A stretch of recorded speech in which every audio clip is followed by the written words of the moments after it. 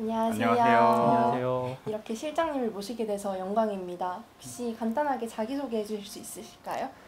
예, 한국인삼공사에서 그 정관장 홍삼을 미국, 일본, 동남아 등 해외에 판매하는 것을 담당하고 있는 함창식입니다.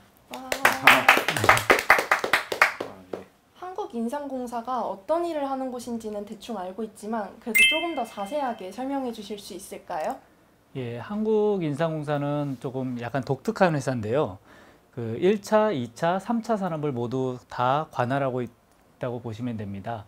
실제 농민들이랑 그 인삼 재배할 때 계약 재배를 해서 인삼을 직접 농민들한테 구매를 하고요. 그리고 이 구매한 인삼을 저희 세계 최고 시설인 부여공장, 원주공장 저희 공장에서 제품을 만들어서 소비자에게 직접 판매까지 1차, 2차, 3차 산업을 다 진행을 하고 있습니다. 그러면 그 중에서도 해외 사업실은 주로 어떤 일을 하는 부서인가요? 예, 뭐 말 그대로 해외로 이제 저희가 수출하는 업무를 하는데요. 저희가 미국이나 일본, 중국, 대만에는 저희가 현재 법인이 있습니다. 그래서 그 법인을 통해서 현지의 그 마케팅 활동을 통해서 한국 홍삼을 판매하는 일을 하고 있고요. 또 동남아나 유럽 이런 곳에서는 저희가 직접 바이어들과 그 거래를 통해서 현지 판매를 진행을 하고 있습니다. 전 세계 이제 K푸드의 인기가 늘고 있는데 인삼의 인기도 같이 늘어났는지 궁금합니다. 같이 좀 많이 늘어났다고 보고 있고요. 실제로 이제 인삼에 그렇게 관심 없던 사람들도 그리고 한국의 위상이 올라가면 한국인들이 더 해외에 나가서 대접을 잘 받듯이 K컬처, K푸드 이런 문화가 점점점 확산되기 때문에 소비자들이 아무래도 대표 상품의 홍삼에 관심을 많이 갖고 계시는 것 같아요. 그래서 실제 고객들의 유입이 많이 좀 이루어지고 매출도 계속 지속 성장하고 있습니다. 그렇다면 K푸드로서 인삼의 입지가 어떤지 궁금한데요.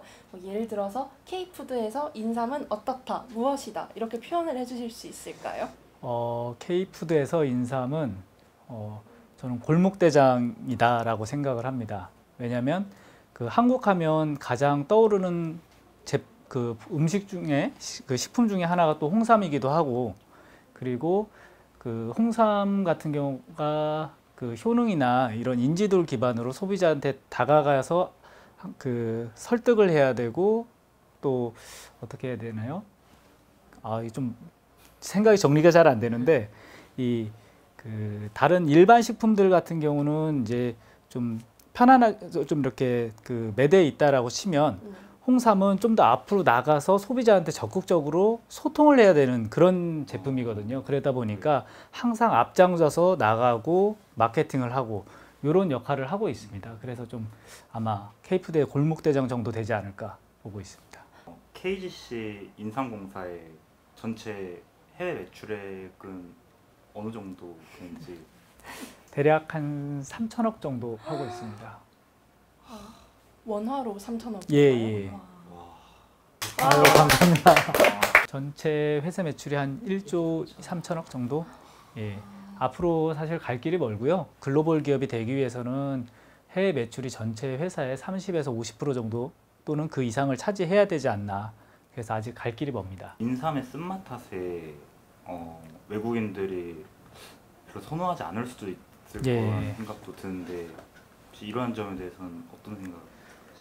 실제로 쓴맛이 외국인한테는 상당히 익숙치가 않고요. 그래서 이제 어떤 분들은 쓰기 때문에 더 좋아하는 분들도 있고, 근데 기본적으로는 외국인 분들은 좀 쓴맛을 싫어하는 분들이 많아서 거기에 과즙이라든가 이런 걸로 단맛을 좀 내는 경우도 있고요. 그런 제품들도 나와 있고, 또는 캡슐이나 타블렛으로 이 맛을 안 느끼고 바로 삼키는 제품들, 그런 다양한 제품들로 저희가 판매를 하고 있습니다. 과일이나 아니면 그냥 목 넘김을 최대한 수 있게끔. 예.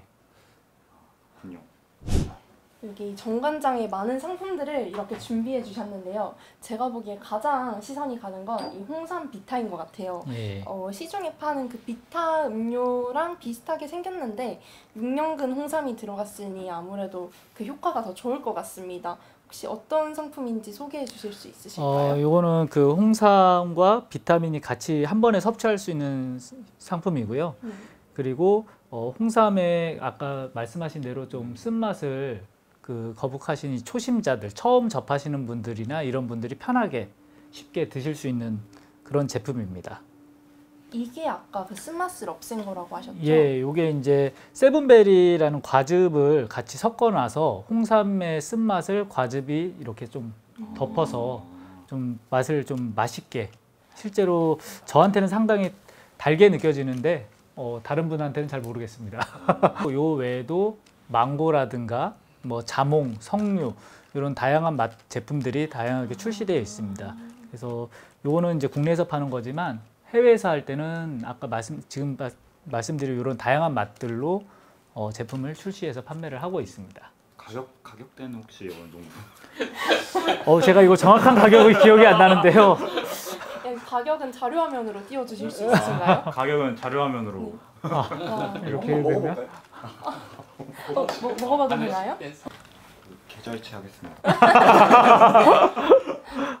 이거 쓴맛을 안 좋아하는 분이라면은 예. 이걸 구매해서 드시면 될 것 같아요. 혹시 실장님, 저 부탁이 있는데 예. 화면에 이렇게 해주실 수 있으신가요? 요즘 네 이렇게 화면에 대고 이렇게 이거 어떻게 유튜버들이 있습니다. 제가 아재라서 쉽지 않네요.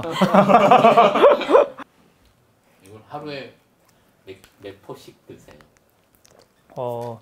눈에 보이면 다 먹습니다. 저는 확실히 먹을 때 안 먹을 때 이 하루의 피로도가 좀 틀린 것 같아요. 그래서 아침 출근할 때도 먹고 술 먹기 전에도 좀 먹고 술 먹고 난 다음에도 좀 먹고, 그리고 운동할 때는 저는 그 요즘 큰 그 텀블러 있잖아요. 네. 이제 주말에 이제 취미로 운동을 하는데 거기에다가 에브리타임이나 차 같은 거를 한 서너 포 하고 물 가득 채워서 운동하면서 수시로 마시고 있습니다. 매출의 절반은 실장님께서 책임지고 계신 것 같아요. 사실 국가마다 그 장벽이 되게 많고요. 특히 홍삼 같은 경우는 어떤 허브류 생각다 보니까 아시아에서는 그래도 익숙하지만 그 서양에는 이런 그 이런 소재가 그렇게 많지 않기 때문에 규제가 명확하지 않은 경우도 많고요. 또 중국 같은 경우는 자국 산업을 보호하기 위해서 더구나 더 좀 장벽을 치는 경우가 많습니다. 국가마다 기준이 달라요. 어떤 거는 한국이 더 까다롭고 어떤 거는 다른 미국이 더 까다롭고 이렇게 기준이 다른 경우가 있어서 어떤 같은 경우는 특정 그 재배부터 이렇게 별도 관리해서 그 제품을 만들어서 수출하는 경우도 있고 그래서 조금씩 다른 경우가 많이 있습니다. 인삼을 처음 접한 외국인들의 반응을 실제로 보거나 느끼신 적이 있으신지? 사실 그 외국인들은 특히나 이런 그 에브리타임이나 이런 저희 홍삼 제품들을 보면 써가지고 좀 이렇게 불편해하는 경우가 실제로 좀 종종 있고요. 그래서 아까 말씀드린 대로 그래서 과즙이라든가 아니면 캡슐이나 타블렛 같은 걸로 이렇게 맛을 직접 그 효능을 느끼고 싶은데 맛 때문에 좀 거북하신 분들은 그런 식으로 섭취를 할 수 있도록 유도를 하고 있습니다. 특히 미국 같은 경우에 저희가 이제 그 주류 시장 미국인들한테 이제 판매를 하기 위해서 많은 유통 채널을 확대를 하고 있는데 그게 크게 두 가지로 보면 코스트코 같은 이런 대형 그 마트 채널, 그리고 또 하나가 아마존입니다.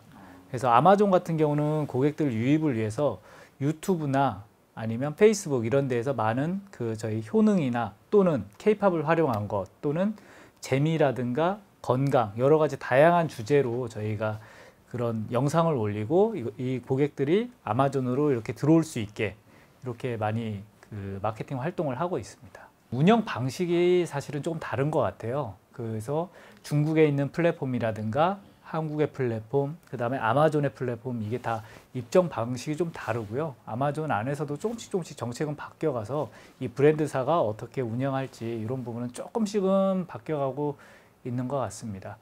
아마존 같은 경우는 사실 그 티몰이랑 다르게 티몰은 보면 중국의 티몰은 같은 제품이 여러 사업자들이 많이 올려서 전체 화면을 다 깔 수가 있거든요. 그럼 반대로 소비자 입장에서 헷갈릴 수도 있고 또 반대로 많은 노출이 한 번에 이루어질 수도 있는데 아마존 같은 경우는 좀 독특하게 한 제품이면 하나 이렇게 딱 보여지고 들어갔을 때 이제 조금 그래서 좀 더 브랜드 원 제품 원 브랜드사 이렇게 좀 매칭을 좀 많이 시켜놓은 것 같아요.